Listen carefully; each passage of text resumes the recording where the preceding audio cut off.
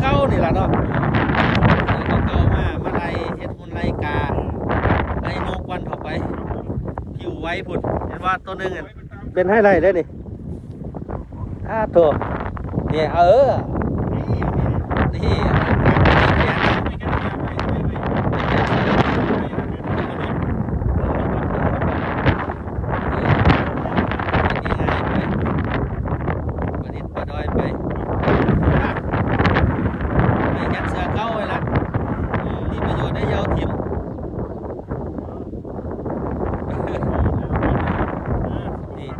่กางเกงแล้ว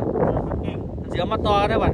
ต้องมาเสียบมันก่อนเสียงวัด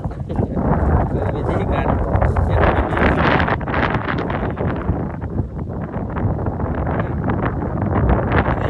ลาลง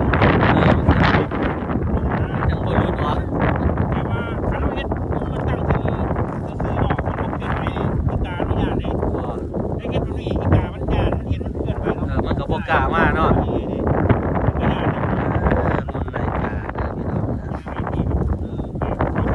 นี่กามาเห็นป่ะนี่เห็นป่ะไปละคนกาเห็นแล้วบอกกามานั่นพอหันเข่าโอ้ผ่านไปแล้วอีกาเดี๋ยวมันพยายามสิมาอีกดิตอนนี้มันบ่ลงดอกเพราะว่าแตงโมเขาบ่ทันได้ใหญ่น่ะมาหาใบแล้วตอนแตงโมเขาใหญ่คุณอีกามันกินเด้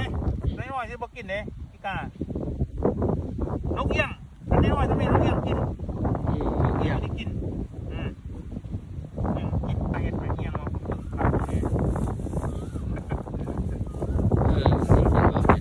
เห็ดหัวได้นี่เห็ดหัว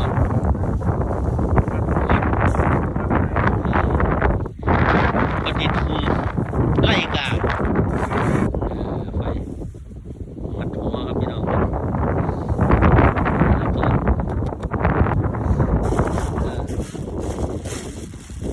หุ่นเลยว่ะ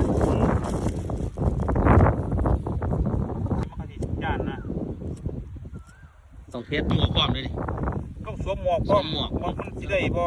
ต้องได้คือนะต้องคือเศร้าหน้าเลยเนาะหน้านี่ได้แล้วกันนี่มันกินหมวกเลยมันกระสือเลยกลางคืนมาจะตกใจกับความ